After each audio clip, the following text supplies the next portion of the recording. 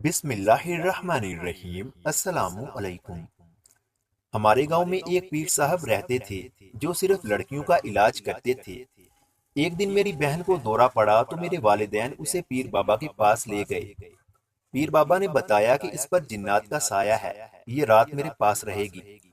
सुबह हुई तो मेरी बहन बिल्कुल ठीक थी। पीर बाबा ने कहा कि 1 महीने के अंदर इसकी शादी कर दो, नहीं तो मैं जिम्मेदार नहीं हूँ। मुझे पीर साहब पर शक हो गया कि जरूर कोई गड़बड़ है। अगली रात मैं हकीकत जानने के लिए पीर बाबा के आस्थाने पर गई तो मेरी चीख निकल गई जब वो पीर बाबा एक कमरे में लड़की की। मेरा नाम राबिया है। ये उस वक्त की बात है जब मैं बीए कर रही थी। रात के 10 बज रहे थे और सब घर वाले सोने की तैयारी में थे कि अचानक मोहल्ले से शोर सुनाई देने लगा। अम्मा और अब्बा बाहर की तरफ भागे कि पता चले ये शोर किस वजह से हो रहा है। मेरी बड़ी बहन, जिसे मैं बाजी कहती थी, बेजारी से कहने लगी, ये जरूर साथ वाली हमसाई मरियम होगी, उसी को दौरा पड़ा होगा। बाजी का अंदाजा बिल्कुल ठीक साबित हुआ था। थोड़ी देर के बाद अम्मी घर आई तो कहने लगी कि बेचारी मरियम को फिर से दौरा पड़ा है। इस बार तो लगता है जिन्नात ने काफी बड़ा हमला किया है। उस बेचारी की तो हालत ही नहीं संभल रही थी। उसके घर वाले उसे पीर बाबा के पास लेकर गए हैं। पीर बाबा के बारे में मैं पिछले कई महीनों से सुन रही थी कि हमारे गांव के बाहर उनका एक आस्थाना है जहां पर वो सिर्फ औरतों का इलाज करते हैं। पीर बाबा के बारे में मशहूर था कि वो जिन निकालने में बहुत ज्यादा माहिर हैं। लेकिन जाने मुझे इन बातों पर यकीन नहीं था। शायद इस वजह से कि मैं तालीम याफ्ता थी और मुझे कुछ शऊर आ गया था। हमारे गांव में लड़कियों की तालीम को बहुत बुरा समझा जाता था। मेरे माँ बाप भी मुझे पढ़ाने के हक में नहीं थे, लेकिन मैंने जिद करके इंटर तक अपनी पढ़ाई मुकम्मल की थी। मैं अक्सर सोचा करती कि हर छोटे से छोटे मसले के लिए ये सब गांव वाले पीरों फकीरों के पास आखिर क्यों जाते हैं। बीमारी है तो डॉक्टरों के पास जाने की बजाय पीर साहब के पास चले जाते हैं। आखिर इन लोगों को समझ क्यों नहीं कि बीमारियों का और सारे मसलों का हल तो अल्लाह से मांगने में है।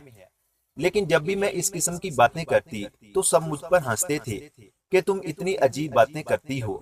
फिर सारा कसूर मेरी पढ़ाई का ही निकलता कि ये पढ़ी लिखी है, इसी पढ़ाई ने इसका दिमाग खराब कर रखा है। इसलिए अब मैं ज्यादा तो खामोशी ही इख्तियार करती थी। मगर ये पिछले कई महीनों से जो पीर साहब की मशहूरी पूरे गांव में चल रही थी, उसने मुझे खासा शक में मुब्तला कर रखा था। मैंने माँ से कहा कि भला ये कौन सा वक्त है जवान लड़की को रात के वक्त किसी पीर साहब के पास ले जाने का। अम्मा कहने लगी कि जिस लड़की पर जिन्नात का असर होता है उसे एक रात के लिए अगर पीर बाबा के पास छोड़ दिया जाए तो अगले दिन वो बिल्कुल ठीक हो जाती है। मरियम के घर वाले उसे पीर बाबा के पास छोड़कर आते ही होंगे। मैंने अपना सर पकड़ लिया कि ये हमारे गांव वाले किस कदर बेवकूफ हैं। भला ऐसा कौन करता है। मैंने अम्मा को कहा कि आपको समझाना चाहिए था कि वो अपनी बेटी को पीर बाबा के आस्थाने पर मत छोड़े। अम्मा उल्टा मुझे ही गुस्सा होने लगी कि तुम्हें क्या पता, पहले भी गांव में 3 लड़कियों को यही मसला हुआ था और फिर पीर साहब के आस्थाने पर उन्हें जब एक रात के लिए अकेले घर वाले छोड़ने गए तो अगले दिन वो बिल्कुल ठीक ठाक हो गई। फिर कुछ अरसा बाद उनकी शादियां भी हो गई थीं और आज वो अपने घरों में खुशबाश हैं। उम्मीद तो है कि मरियम भी कल तक ठीक हो जाएगी, लेकिन मुझे इन बातों पर बिल्कुल भी यकीन नहीं था। अगले रोज अम्मा मुझे खास तौर पर अपने साथ लेकर मरियम के घर गई तो मरियम बिल्कुल ठीक नजर आ रही थी, ऐसे कि जैसे उसे कुछ हुआ ही ना हो।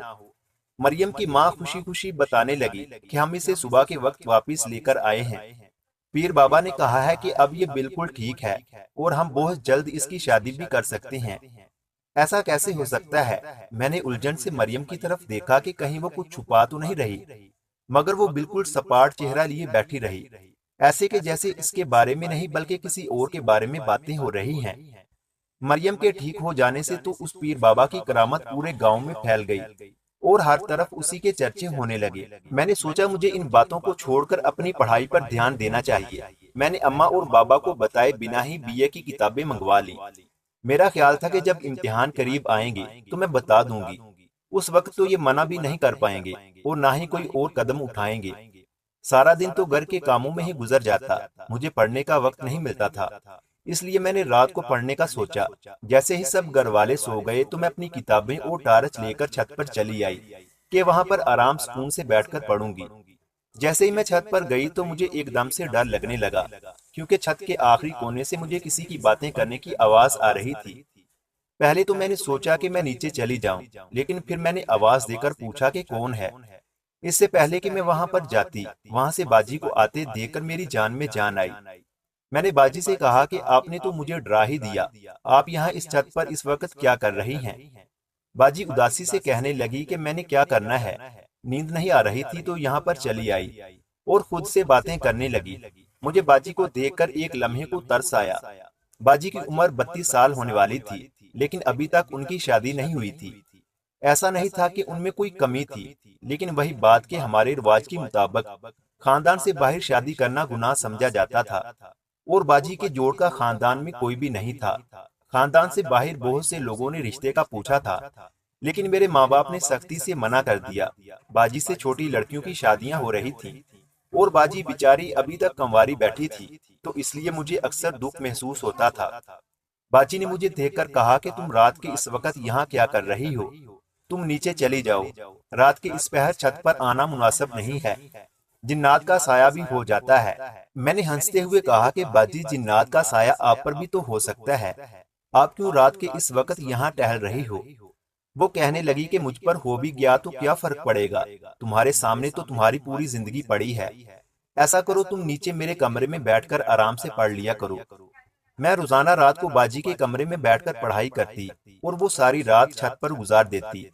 अक्सर कभी कभार जब मैं उसके पीछे ऊपर छत पर जाती तो मुझे वो खुद से ही बातें करते सुनाई देती। मैं अंदर ही अंदर उसकी हालत देखकर डर जाती कि ये खुद कलामी कहीं किसी बीमारी का नतीजा ही न निकल आए। कुछ दिनों बाद अचानक एक रोज बाजी को बैठे बिठाए दौरे पड़ने लगे। हम सब तो उनकी हालत देखकर घबरा ही गए थे। अम्मा जोर जोर से चिल्लाते हुए कहने लगी, हाय मेरी बेटी में जिन आ गए हैं। मैंने कहा भी कि अम्मा ऐसी कोई बात नहीं है, बाजी रोजाना रात को छत पर जाया करती है, लेकिन इसका मतलब ये नहीं कि इसको कोई जिन ही चिमट गया हो। बाजी को डॉक्टर के पास लेकर जाना चाहिए, लेकिन किसी के पास जाने की नौबत नहीं आई। थोड़ी देर के बाद बाजी की तबीयत खुद ही ठीक हो गई, तो हम सब ने शुक्र का कलमा पढ़ा। लेकिन मैं समझ नहीं पा रही थी कि बैठे बैठे बाजी को आखिर क्या हो गया था। कुछ दिन ही गुजरे थे कि फिर से बाजी को दौरा पड़ा, और इस बार बाजी की हालत पहले से बहुत खराब हो गई। जो भी बाजी को देखता बस यही कहता कि इसे दौरा पड़ा है, इसे जिनका साया हो गया है, इसे पीर बाबा के पास लेकर जाओ। मैं अपनी अम्मा के सामने डट गई कि मेरी बहन किसी आस्थाने पर नहीं जाएगी, इसे कुछ नहीं हुआ। लेकिन मैं घर में सबसे छोटी थी, और मेरी बात को कौन मानता। जबरदस्ती पीछे करके अम्मा और अब्बा सब लोग बाजी को लेकर पीर साहब के आस्थाने पर चले गए। मैं मना करती रह गई, लेकिन मेरी किसी ने नहीं सुनी। बाजी को पीर साहब के आस्थाने पर छोड़कर सब घर वाले वापिस आ गए और सुकून से सो गए, जबकि मुझे तो परेशानी के मारे नींद ही नहीं आ रही थी। मैं सोच रही थी कि जाने वहां पर मेरी मासूम बहन के साथ क्या हो रहा होगा। जहां तक मुझे लग रहा था कि शायद बाजी को मिर्गी का दौरा न पड़ा हो, लेकिन डॉक्टर के पास लेकर जाते तो फिर ही कुछ पता चलता। और मेरे घर वाले इतनी कम सोच के मालिक निकले हैं कि उन्हें पीर साहब के आस्थाने पर छोड़ आए। अगली सुबह जब सब लोग उन्हें लेने पीर बाबा के आस्थाने पर जाने लगे, तो मैंने अम्मा को कहा कि आपके साथ मैं भी जाऊंगी। अम्मा ने मुझे देखते हुए कहा कि खबरदार वहां पर जाकर कोई उल्टी सीधी बात की, वरना यहीं घर पर रहो। मैंने कहा ठीक है, मैं कोई बात नहीं करूंगी। जब हम लोग वहां पर पहुंचे तो मेरी बाजी नमाज पढ़ रही थी और बिल्कुल ठीक ठाक लग रही थी। मैंने इधर उधर देखा कि कहाँ है वो पीर साहब जिन्होंने बाजी का इलाज किया है, लेकिन वो कहीं पर भी नजर नहीं आ रहे थे। एक औरत आकर कहने लगी कि बाबा जी ने आपकी बेटी का इलाज कर दिया है, अब इस पर कभी कोई जिन नहीं आएगा, ये बिल्कुल ठीक हो गई है, आप इसे घर ले जा सकते हैं। लेकिन शर्त यह है कि अगर आपने 1 महीने के अंदर अंदर इसकी कहीं शादी न की, तो वो जिन दोबारा आपकी बेटी पर हावी हो सकता है। इससे बचने का हल यही है कि 1 महीने के अंदर अंदर अपनी बेटी की शादी कर दें। जो भी रिश्ता आए बस कर दें, अगर नहीं किया तो नताइज की जिम्मेदार आप खुद होंगे। मेरे माँ बाप बहुत परेशान हो गए थे कि अब हम क्या करें। अगर खानदान से बाहर बेटी की शादी करेंगे तो लोग बातें बनाएंगे, सब रिश्तेदार मुंह मोड़ लेंगे। लेकिन अगर बेटी की शादी नहीं की तो इसकी जान फिर से खतरे में आ जाएगी, और हो सकता है कि बाकी घर वाले भी इसकी लपेट में आ जाएं। अब्बा अम्मा से कहने लगे कि अब इतनी जल्दी में हमें कहाँ से रिश्ता मिलेगा, अब तो अरसा हो गया है, कभी कोई रिश्ता ही नहीं आया। अम्मा कहने लगी कि फिक्र मत करें, पीर साहब ने दुआ की है, इंशाल्लाह कोई ना कोई रिश्ता आ ही जाएगा। और हैरत की बात यह थी कि एक हफ्ते बाद ही हमारे गांव से एक रिश्ता बाजी के लिए आ गया। मेरे घर वाले तो पीर बाबा के मुरीद हो गए और फौरन से रिश्ते के लिए हाँ करके बाजी की शादी तय कर दी। मेरी बाजी की तबीयत अब बिल्कुल ठीक थी। ऐसा लग ही नहीं रहा था कि उन्हें कभी कोई मसला भी हुआ था। वो तो बहुत खुशबाश थी और अपनी शादी की तैयारियां बहुत दिल से कर रही थी। ये देखकर मैंने भी सोचा कि मुझे अभी इसी मामले पर इतना सोच विचार नहीं करना चाहिए। मेरी बहन की शादी हो रही है, उसे जिंदगी की खुशियां मिलने वाली हैं, तो अभी इस मामले को रफा दफा ही करना चाहिए। बाजी की शादी बहुत अच्छे तरीके से हो गई और वो रुखसत होकर अपने घर चली गई। अब घर में मेरी दो भाभियां थीं और मेरी बड़ी भाभी की शादी को 5 साल हो गए थे, लेकिन अभी तक उसके घर औलाद नहीं हो रही थी। एक दिन अम्मा उसे कहने लगी कि आओ तुम्हें पीर साहब के आस्थाने पर लेकर जाती हूँ, हो सकता है उनकी दुआ से तुम्हें हमल हो जाए। मेरी बड़ी भाभी के ख्यालात भी मुझसे मिलते जुलते ही थे। उसे भी पीरों फकीरों के पास जाना अच्छा नहीं लगता था, लेकिन अम्मा के मजबूर करने पर वो उनके साथ चली गई। जब वापस आई तो मुझे वो खुश और बदली बदली सी महसूस हुई, लेकिन मेरे बार बार पूछने पर भी उसने मुझे कुछ नहीं बताया। इसी दौरान फिर से एक और वाकया सुनने को मिला। मेरी सहेली को भी जिन्नात का असर हो गया और उसके घर वाले भी उसे पीर बाबा के आस्थाने पर छोड़ आए और कुछ दिनों बाद वो बिल्कुल ठीक हो गई और उसकी भी शादी हो गई। ये सब कुछ मुझे बिल्कुल अजीब लग रहा था और अब मैं थोड़ा थोड़ा शक में मुब्तला होने लग गई थी कि आखिर ये सब क्या चल रहा है। जो भी लड़की आस्थाने पर एक रात गुजार कर आती, वो अगली सुबह बिल्कुल ठीक हो जाती और कुछ ही दिनों के बाद उसकी शादी भी हो जाती। आखिर उसे एक ही रात में ऐसा क्या हो जाता है और ये एकदम से गांव की सभी लड़कियों को जिन्नात का असर क्यों होने लगा है। मैं सोचती रहती थी और मेरी पढ़ाई बुरी तरह से मुतासर होने लगी। जब मेरे इम्तिहानात नजदीक आए तो मैंने अम्मा अब्बा को बता दिया कि मैं बीए की तैयारी कर रही हूँ। मेरी तवक्को के ऐन मुताबिक वो बहुत खफा हुए, लेकिन फिर मेरी जिंदगी के आगे उन्होंने हार मान ली और मैं अब्बा के साथ शहर पेपर देने जाती थी। एक दिन मैं पेपर देकर सेंटर से बाहर निकली तो बाबा मुझे कहने लगे कि अभी अभी मैंने पीर साहब को तुम्हारे सेंटर के अंदर जाते देखा है। मुझे किसी ने बताया है कि वो यहाँ पर पेपर लेने आए हैं और बड़े आला ओहदे पर हैं। तुम फजूल में ही उन्हें जहालत के ताने देती रहती थी। देखो वो तो इतने तालीम याफ्ता हैं। मैं अब्बा की बातें सुनकर चौंक गई थी। मुझे यकीन नहीं आया। मैंने कहा, कहाँ है वो पीर साहब जो यहाँ पर एक प्रोफेसर की हैसियत से आए हैं? मुझे दिखाई, मैं देखना चाहती हूँ। लेकिन सेंटर के अंदर औरतों को जाने की इजाजत नहीं थी, इसलिए मुझे पता नहीं चल सका कि बाबा किन की बात कर रहे हैं। मैंने सोचा कि मैं बाबा से पूछूंगी कि उनका हुलिया कैसा है, उनका नाम क्या है, ताकि जब मेरा अगला पेपर हो तो मैं देख सकूं कि आखिर वो कौन है जो यहाँ शहर में तो इतने आला ओहदे पर फायज हैं और वहाँ गांव में पीर साहब बने बैठे हैं। लेकिन फिर मुझे याद आया कि आज तो मेरा आखिरी पेपर था। मैं मायूस होकर रह गई। सारे रास्ते बाबा उस पीर साहब की तारीफ ही करते रहे कि इतने पढ़े लिखे शख्स होकर यहाँ गांव में लोगों की खिदमत करने आते हैं। खुदा उनका भला करे, उनको अजर दे। जबकि ये सारी बातें सुनकर मुझे बेचैनी हो रही थी और मैंने फैसला कर लिया कि अब तो कुछ भी हो, उस पीर साहब से मिलना ही पड़ेगा। उसकी असलियत क्या है, वो कौन है, ये सब कुछ मुझे जानना ही पड़ेगा। एक पढ़ा लिखा शख्स तो कभी इस तरह की हरकतें नहीं करता। बाशऊर होकर वो पीर नहीं बन सकता। जबकि बाबा के कहने के मुताबिक उनको 100% यकीन था कि उन्होंने जिस शख्स को देखा था वो पीर साहब ही थे। अगर मैं अपने घर वालों से कहती कि मुझे इनसे जाकर मिलना है और कोई बात करनी है, अपना शक दूर करना है, तो वो कभी भी ना मानते और मुझे उनके पास लेकर ना जाते। इसलिए मैंने सोचा कि जैसे दूसरी लड़कियां उनके पास जाती हैं, मुझे भी वैसे ही जाना चाहिए। आखिर पता तो चले कि उनके पास कितनी करामत है और असल में सारी हकीकत क्या है। मैंने भी एक दिन जिन्नात के साए का ड्रामा किया। मुझे देखकर मेरी अम्मा बुरी तरह से परेशान हो गई। मेरे हाथ पांव मलते हुए कहने लगी, मैंने इतनी बार इस लड़की को कहा है कि रात के वक्त छत पर जाकर पढ़ाई ना किया करे, लेकिन ये मेरी सुनती ही नहीं। अब देखा इस पर भी जिन्नात का असर हो गया है। मेरा ख्याल है कि इसे भी पीर बाबा के आस्थाने पर ही ले जाना होगा। मेरे घर वाले मुझे अपने साथ वहां पर ले आए तो एक औरत ने मुझे बाजुओं से पकड़ लिया और एक कमरे की तरफ ले जाते हुए मेरे घर वालों से कहने लगी, आप लोग चले जाएं। कल सुबह आना। और इस औरत ने मुझे एक कमरे के अंदर चारपाई पर लटा दिया और खुद बाहर चली गई। अंदर ही अंदर मैं डर भी रही थी कि कहीं मैंने यहाँ पर आकर गलती तो नहीं कर दी। मैं सोचने लगी शायद मुझे यहाँ पर नहीं आना चाहिए था, लेकिन अब जो होना था वो तो हो गया। अब मुझे बहादुर बनकर आने वाले हालात का मुकाबला करना था और देखना था कि जो कुछ मैं सोच रही हूँ वो सच है या नहीं। तकरीबन 2 घंटे तो मेरे वहाँ पर वैसे ही गुजर गए, कोई भी कमरे में नहीं आया। फिर मैं खुद ही उठकर बैठ गई कि आसपास का जायजा ले सकूं। और तभी मेरी नजर अचानक कमरे के एक कोने में पड़ी और वहाँ का मंजर देखते ही मेरी रूह लर्ज गई। उस कमरे में जगह जगह इंसानी खोपड़ियां लटकी हुई थी और कमरे का ऐसा खौफनाक माहौल था कि मैं बहुत ज्यादा डर गई। उसी वक्त कोई कमरे के अंदर दाखिल हुआ। कमरे में रोशनी बहुत कम थी, जिसकी वजह से मैं आने वाले का चेहरा नहीं देख सकी। वो जो कोई भी था, इससे पहले कि वो मेरे पास आकर बैठता या कोई गलत हरकत करने की कोशिश करता, मैंने एकदम से उसे धक्का दिया और खुले हुए दरवाजे से बाहर भाग गई। रात के इस पहर बाहर सन्नाटा था, कोई भी दूर दूर तक नजर नहीं आ रहा था। यहाँ तक कि उस आस्ताने पर भी जो लोग मौजूद थे वो सब सोए हुए थे। मेरे भागने की वजह से हर तरफ शोर मच गया और वो पीर अपने मुरीदों को कहने लगा कि इस लड़की के पीछे जाओ, इसे पकड़ कर ले आओ। मैं बहुत तेज दौड़ी और गलियों में से होती हुई अपने दरवाजे पर आकर रुक गई। पीछे मुड़कर देखा तो कोई भी नहीं था। मैं उन लोगों को चकमा देकर बाहिफाजत अपने घर तक लौट आई थी।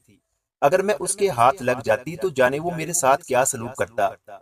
मुझे घर पर उस वक्त देखकर सब लोग हैरान रह गए। तो मैंने बहाना बना दिया कि पीर साहब ने दम किया तो मैं उसी वक्त ठीक हो गई। और पीर साहब कहने लगे, मुझे पूरी रात यहाँ रहने की जरूरत नहीं। उन्होंने अपने मुरीदों के साथ मुझे वापस भेजा है। वो लोग मुझे छोड़कर गए हैं। मेरे घर वाले ये सुनकर मुतमईन हो गए, लेकिन मैं बहुत बुरी तरह से परेशान हो चुकी थी। मैं तो अपनी तरफ से उस पीर का सच जानने की खातिर वहां पर गई थी, लेकिन जो कुछ भी हुआ वो मेरी तवक्को के बिल्कुल बरक्स हुआ। और मैंने सोचा भी नहीं था कि मैं इस तरह का रद्द अमल दूंगी। मुझे खुद पर अफसोस होने लगा कि मुझे इतनी जल्दबाजी का मुजाहरा नहीं करना चाहिए था। थोड़ी देर वहां पर रुक कर देखना चाहिए था कि आखिर वो मेरे साथ क्या करने की कोशिश करता। इसी सूरत में सबके सामने उसका राज फाश कर देती, वो असल में है क्या। लेकिन जो भी हुआ अच्छा नहीं हुआ।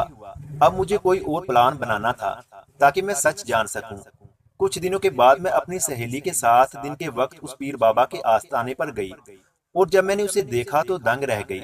मुझे अपनी आंखों पर यकीन नहीं आया। अब्बा बिल्कुल सच कह रहे थे। ये इम्तिहानी सेंटर में मेरे पेपर्स में आए थे। वहां पर मैंने उस आदमी को देखा था।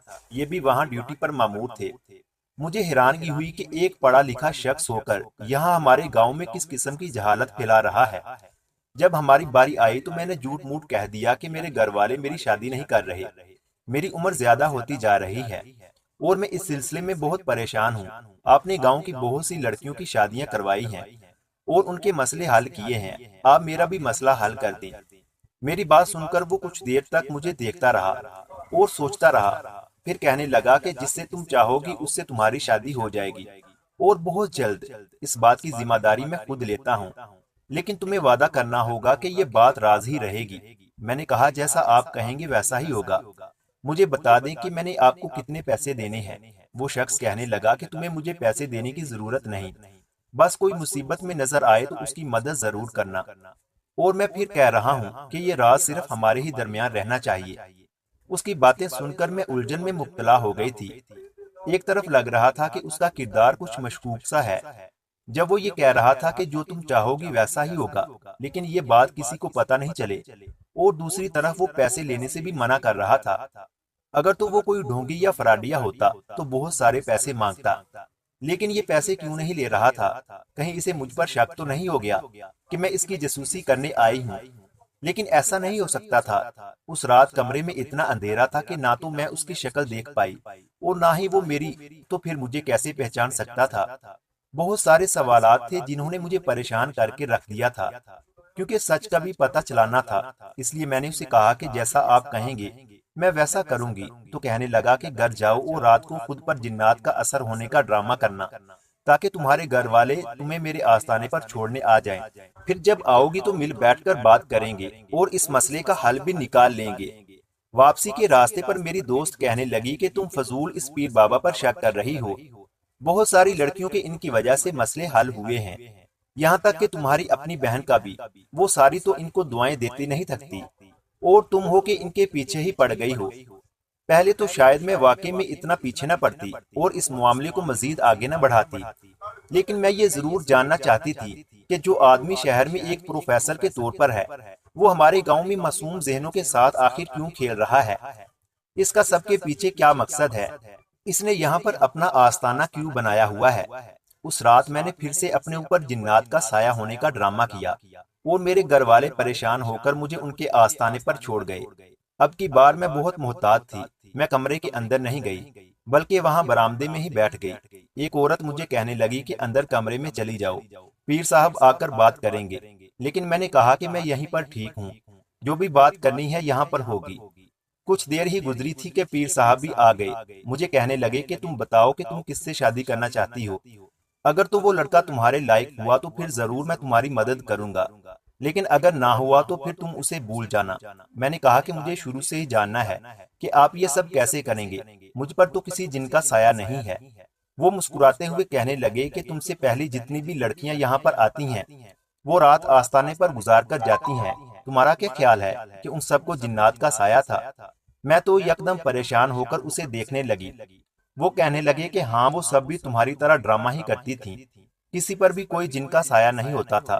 तुम्हारी तरह वो भी अपनी शादी के लिए परेशान होती थीं, और इस मसले के हल में जब भी मेरे पास आती थीं, तो मेरे ही कहने पर वो ड्रामा करके यहाँ पर आती थीं। मैं बहुत ज्यादा हैरान रह गई थी कि इसका मतलब तो ये हुआ कि मेरी बाजी ने भी ड्रामा ही किया था। लेकिन आखिर क्यों?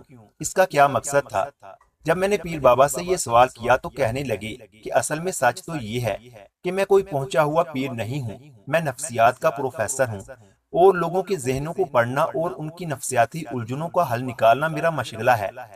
मेरे यहाँ पर कुछ रिश्तेदार रहते हैं।